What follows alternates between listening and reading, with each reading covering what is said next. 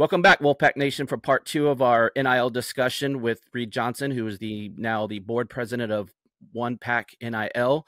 In the first episode, we kind of just talked about how we came about to the new collective, if you will, and just kind of the ins and outs of today's NIL world.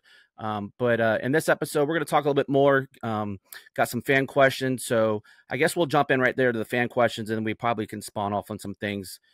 One of our fan questions was, why aren't, and I know this is a little bit different because these kids are still college athletes, and but the question is why aren't there NIL dollars not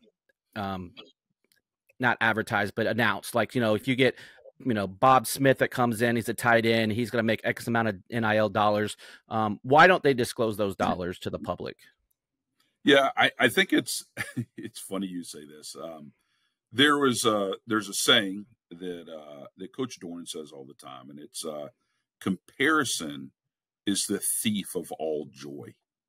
And I think in life that's so true, that people generally want to compare themselves to others, and then they may say, "Oh, well, I'm better than them. Why don't I make more?" When this is something a lot of people are lost on. NIL is about name, image, and likeness. Being the best player doesn't demand the top dollar. Being the most marketable player demands the best dollar.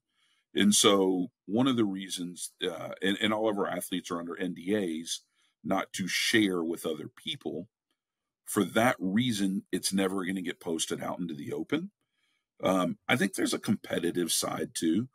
I think colleges don't want people to know what it takes to get somebody away from them.